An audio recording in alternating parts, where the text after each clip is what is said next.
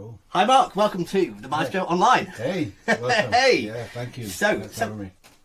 Tell us about you. How did you begin? Where was your musical journey? So my musical journey was actually in church.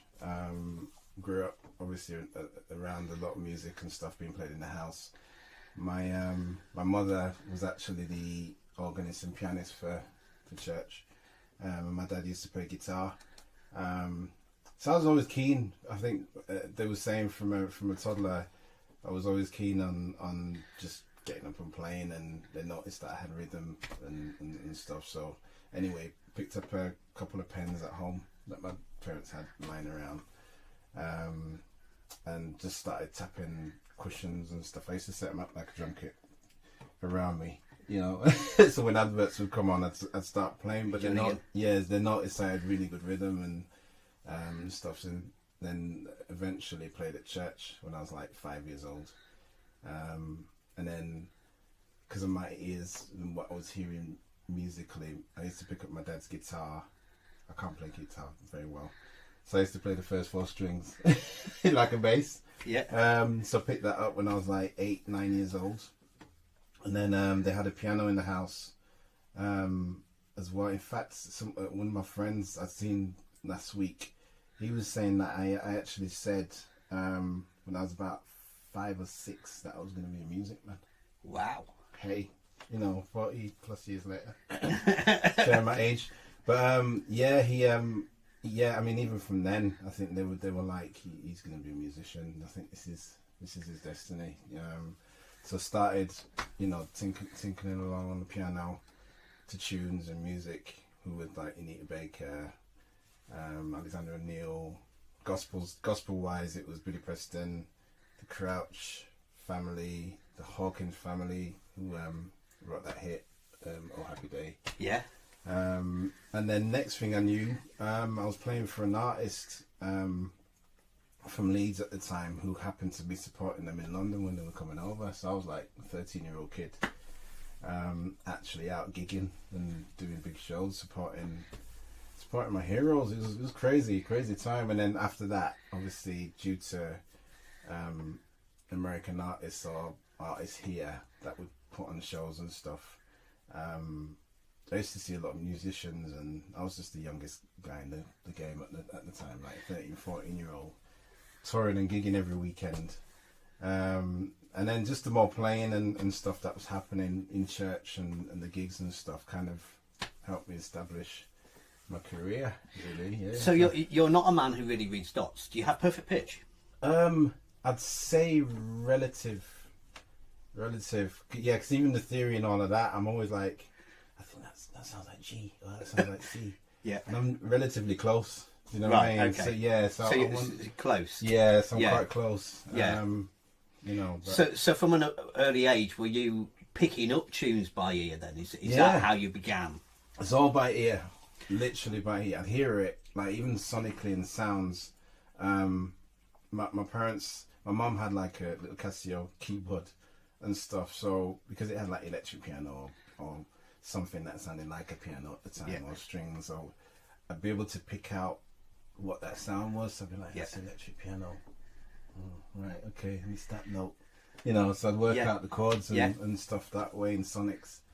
What about harmonies and bass lines? Are they as easy to hear? Did that take a lot longer to work out for you? No, 'cause that's the thing, because I was playing, it's in that order, so drums, bass, guitar, and then keyboards. So it was obviously rhythm, then the bass line, and then harmonies was... So as a man on the keys, for you then, does it always come from the bass, and is that how you get the harmonies? Because you think bass first?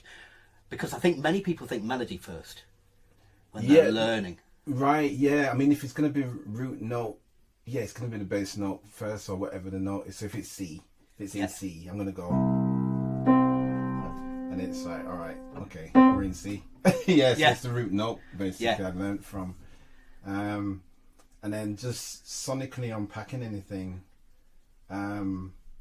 harmony-wise, that's an interesting question. As to how I unpack it. In fact, let's go back. So like even playing Amazing Grace was the first tune I learned to play on the piano. So it meant I was like,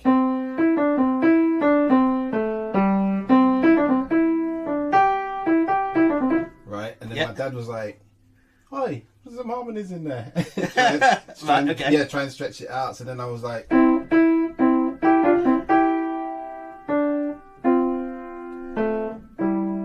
and then bit by bit, and then I wouldn't play the melody, but then I would just play the chords, say da da da da da da da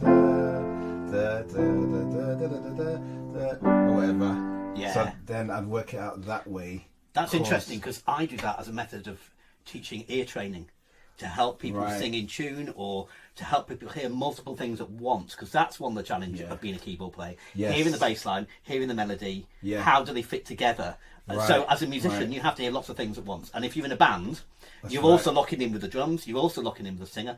And so this multitasking of different musical ideas, that's a challenge. So yeah, that's really good, because I mean that was the process. So it was a case of okay, we know it's in C, somewhere, and then or playing the chords. I was like, okay, it's that's what's going on. And then it's funny, like after a while, I think the more gigging and playing I was doing, like starting intros or whatever, people were like, "No, play the melody, be strong." I'm like, oh. Right, okay, it's that then. Yeah, do you know what I mean? And then once that developed, it started getting into, like you said, multitasking.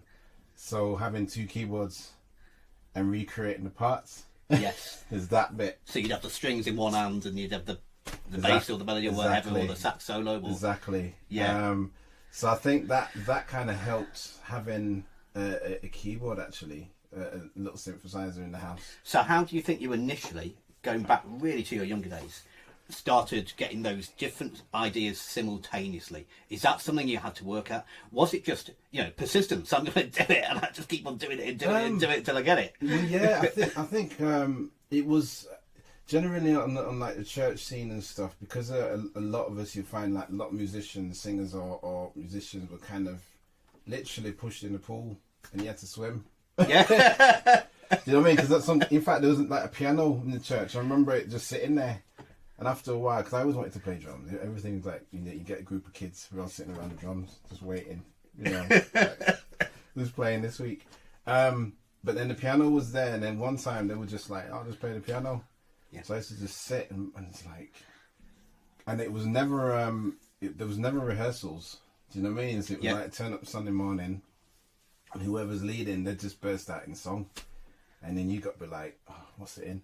Be like, so it's not just playing the song; it's what key have they started in? Yeah. So there's no. So you are literally, you literally in the deep end. Just get on with it. So I think that kind of once you get into that formula and expectancy, that's you just got to keep up. Tell me about grooves and patterns. So going back to your drum connection. So one thing that I think is difficult for somebody who just plays piano at home is the concept that when you're playing in a band is how you feel a groove to fit in and lock in with the kit. That's a good question. I would say, because it is a percussive instrument, it's funny, I was thinking about that on the way here as to patterns. I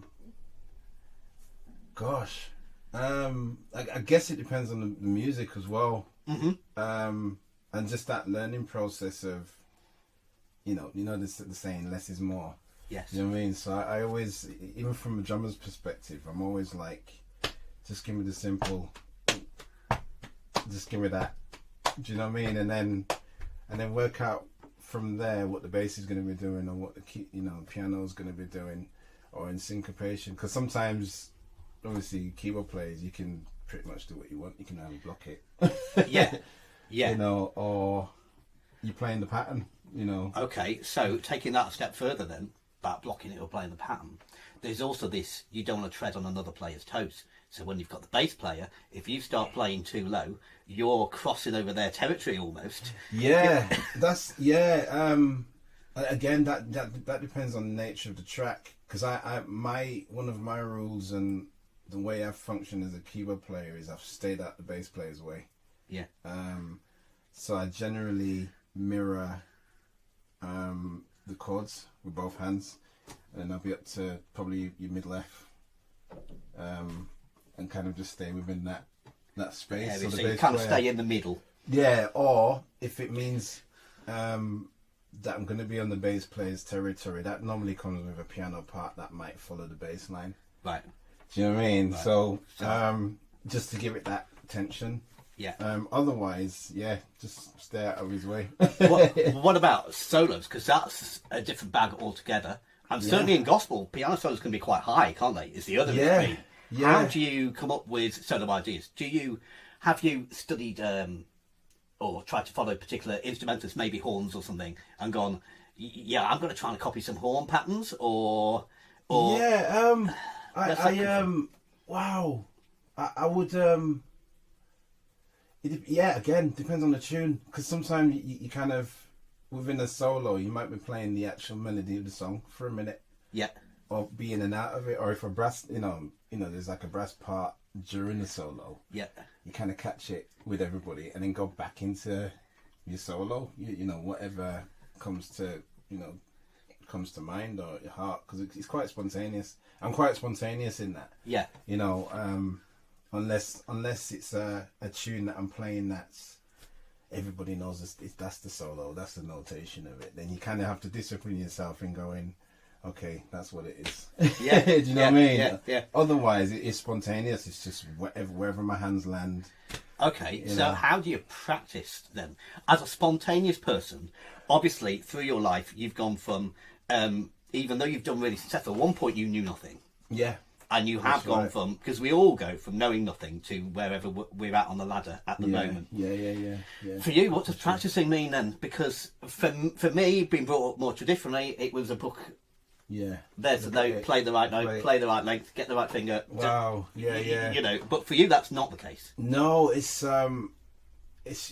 again just playing. It's just a lot of playing. So you know, I'll do things like I may go up the scales in playing, maybe playing start in G or whatever, for example, and then just do a cycle of a chorus of something, just doing a solo, and then try and better in it through the scales.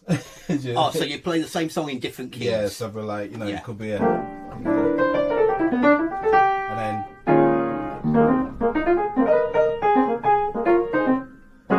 then it's like going up to A. So do you think that comes from your early church days when you were trying to find the key with the singer? Yeah, and then obviously they're all different strengths, because you know a lot of the time it was like C, F, G, and then it got to, there was no transpose buttons. No. There are no transpose buttons on a piano, so I had to, like, in fact, it's funny you mention that, Rob, because I remember doing a gig once. I was about 16. And it was a classical piece. It was and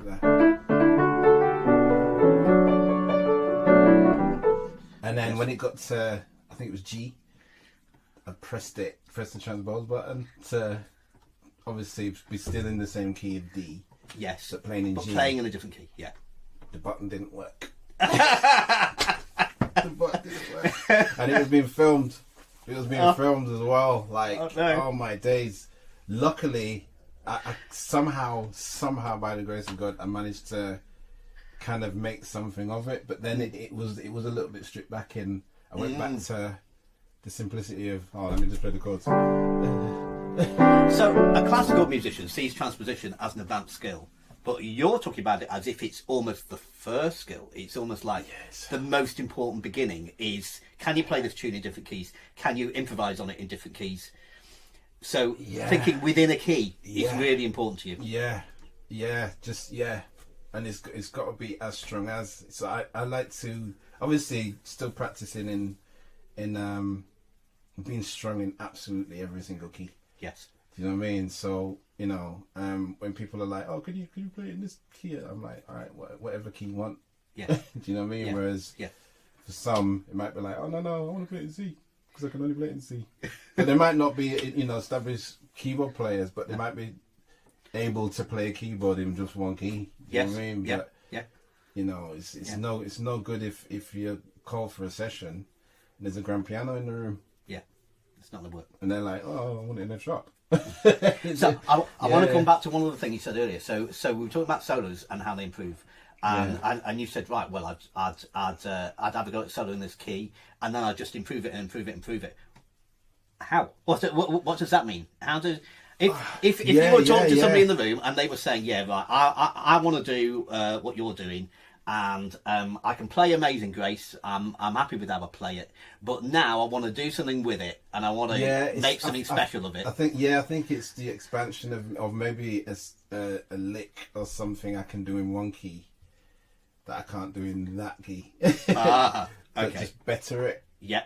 So where do you get your licks from? Purely from imagination, or inspiration from others, or both? Or but yeah, both. Yeah, I'd say both, because it is a lot of, you know, I guess just people I've heard over the years, you know, and then just incorporated. And you hear a lick you like, and you go and work it out. Yeah, I kind of work it out, but then different keys. and then just bring myself into it, maybe adding a note or a trill or something within that. Yeah, you know what I mean? Yeah. Do you think that's what people mean when they say they're influenced by somebody? Is that they've found a link or a pattern? Yeah, a foundation of it could be 3 notes, but then you go, okay, they played it like this, but I'm going to make it feel like this. I might play it a little bit differently, or just expressed it a little bit differently, or added. You know, yes. Have you ever taken yourself down to like a bare skeleton and gone, I'm literally gone, I've got 3 notes. What can I do with those 3 notes? Yeah, even with one. Yeah, because everybody can play one note but not sound the same. That was my first improvisation lesson. It was with a guy called Peter Eben, who was an amazing organist improviser. If you said improvise this tune in the style of Beethoven or Tchaikovsky, he would. Wow. Right? He was amazing. And in my first improvisation lesson with him, it was, right, we're going to have one note. What can you do with C's? Go. Yeah. But yeah, that's it in a nutshell. I mean, I can't unpack that theory of it, but just regarding the feel and the sound, I'm like, that feels different.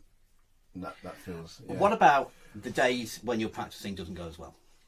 You're trying to create a solo. Somehow you're not quite getting that magic and spontaneity you want. You must have days like that as well, where somehow it's not quite coming to you. What's the answer? Because we all kind of want to just sit down and play. And then some days it goes better than other days. Yeah, I think I've never been. I think I kind of pick up on that just from maybe gigs I'm doing, and that's normally that stuff normally happens on maybe a function or something that's not, you know, I'm not touring with or doing every week. Yeah, do you know what I mean? So so I don't worry too much, but I'll always try and, you know, I'll be my own critique and go, I could have done that a little bit better. Yeah. Do you know what I mean? Do you think that's one of the biggest dangers for a musician is because it's not like maths, it's not 2 or 2 is 4. The way you play can always change, always improve. Depends on how I'm feeling as well. Yeah. Do you think some people, though, because you can always improve, is there a risk you can never feel good enough? Is there a risk it can damage your conscience, your confidence rather, or your esteem? I guess that depends on the individual. I think that would depend on the individual. Do you know what I mean? Because it's. I think for me, I've established a sound, and for many people, God, that's Walker's. That's tall man all day. Do you know what I mean? Yeah. So, as much as I've seen the most incredible players in different natures who have established a sound and a vibe, you know, I've always tried to keep my own identity and not feel threatened, and then within that go, Mark, what is moving people? What's working for you? Yes. Do you know what I mean? So I'm kind of when the and sometimes I get a little bit ambitious, you know, and be like, I'm gonna go for it. Let's see what we land. When if the crowd's going, woo, I'm like, cool, but I won't do that again. What about nerves and anxiety? Are they ever an issue for you? Are you ever out of your comfort zone? Oh, I have been. Yeah, I have been. And do you know what? It's funny because it's normally maybe tours that I'm doing, like it's always the first 3 shows. You're always like, oh man, here we go, man. Yeah, do you know what I mean? So nerves, but I never, you know, never get into a position where I'm anxious or you know, because once you're in it, that's it. That's it. Yeah. So your approach is just get on and do it. Got to do it. Do you know what I mean? Because it's funny. Like after a few songs, for me, It settles. I could it's normally third gig in. I'm always like right, and I think that's probably a mindset as well of going. Yeah, I'm comfortable with it now. Don't need to look at the set list or notes. Yeah. Okay, we're in, and then you know you'll find that sometimes it gets better. Yeah. Performance just gets better and better. Yeah. You know what I mean? Yeah. And I've been given a lot of free reign with most gigs that I've done. Just being a trusted source in knowing I can keep the foundations of the music and the track, but still able to express myself somewhat. Yes. You So know. the balance between not taking over, but blending, and then at the right moment just adding a little Mark being me. Sparkle. Yeah, exactly. Yeah, yeah, and again that's just trust and being confident in my own skin, so to speak. Yes. You know, my own identity, sound wise and playing wise. I'm always going to acknowledge the influences, and people hear it. They're going to hear influence. Do you know what I mean? Yes. But then at the same time, it's going, gosh, that sounds like, no, but you sound like, wow. But then you get all of that, and you get this person, you know, or it's like Mark Walker, but he sounds like Billy Preston or Bruce Hornsby or Dave Bainbridge, or he's like this Oscar Peterson moment. Yeah. Oh, Oscar, my idol. I can't play like Oscar, but I wish I could. Yeah, but it's just, Amazing, again, man. I listen to a lot of music and people, and just certain expressions and little bits of, or just sonics, you know, it's just going, no, that sounds like that. You don't necessarily have to play the same notes or play the exact same lick, but it's just it's a sound and texture, or Yes. for a moment that goes, oh, that reminds me of, but you know, so and so, but it's not. Yeah. Because it's you. It's the breath of the inspiration rather than the exact copy. Yeah. And there's nothing wrong with that. Exactly. I always say to my students, certainly, you don't want to almost sound like Adele, or you don't want to almost sound like somebody else. You don't want to be a second. No. Because if you try and copy somebody, you'll always be almost them. Yeah, exactly. You've got to be yourself, Have to then be. you get your own identity. Have to be. 100%. 100%, you know. And that's what, you know, that's one thing I would always encourage, you know, for any musician or singer or whatever, just to find that nugget that's you. So when people hear you, they go, oh yeah, that's definitely Robin, or that's definitely Mark, or that's definitely. Do you know, Joe Blogs. that's a sentence we should end this interview on. Yeah. Find that nugget that's you. Yeah, Mark yeah, Walker. yeah. Thank you very much. Thank you, brother. Nice one, man. Thank you.